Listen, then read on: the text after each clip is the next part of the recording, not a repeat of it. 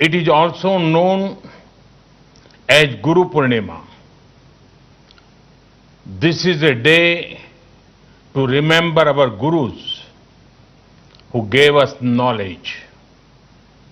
In that spirit, we pay homage to Lord Buddha.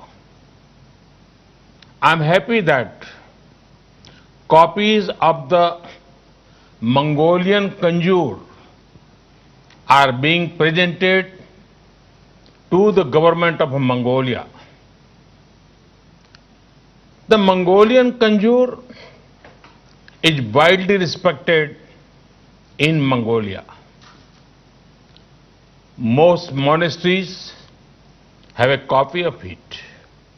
Friends, the eightfold path of Lord Buddha shows the way towards the well-being of many societies and nations. It highlights the importance of compassion and kindness. The teachings of Lord Buddha celebrate simplicity both in thought and action. Buddhism teaches respect, respect for people, respect for the poor, respect for women, respect for peace and non-violence. Therefore, the teachings of Buddhism are the means to a sustainable planet. Friends, in his very first sermon in Sarnath and his teachings after that, Lord Buddha spoke on two things: hope and purpose. He saw a strong link between them. From hope comes a spirit of purpose. For Lord Buddha, it was the removal of human suffering.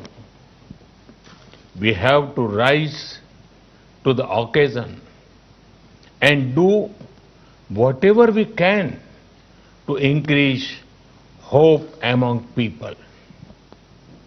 Friends, I'm very hopeful about the 21st century.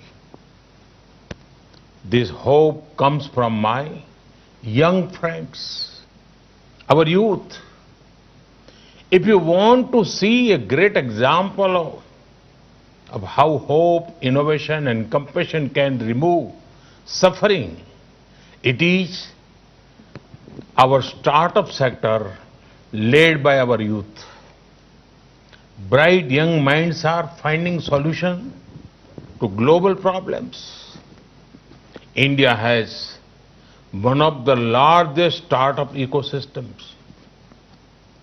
I would urge my young friends to also stay connected with the thoughts of Lord Buddha.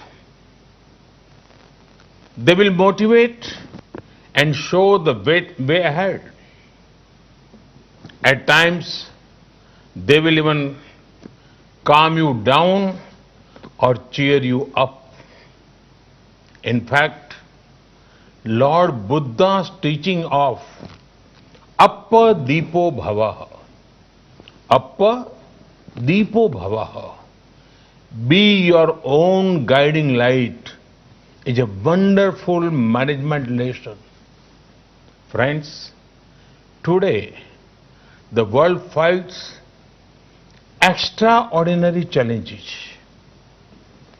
To these challenges, lasting solutions can come from the ideals of Lord Buddha. They were relevant in the past. They are relevant in the present. And they will remain relevant in the future. Friends, it is the need of the hour to connect more and more people with Buddhist heritage sites. We in India have many such sites. You know how people also know my parliamentary constituency of Varanasi. At the home to Sarnath, we want to focus on connectivity to Buddhist sites. A few days back, the Indian cabinet announced that Kushinagar airport will be an international one. This will bring so many people, pilgrims and tourists.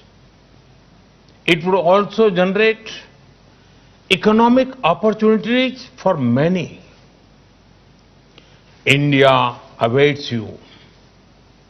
Friends, once again, my greetings to you all.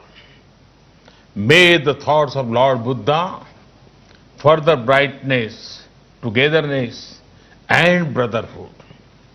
May his blessings inspire us to do good. Thank you. Thank you very much.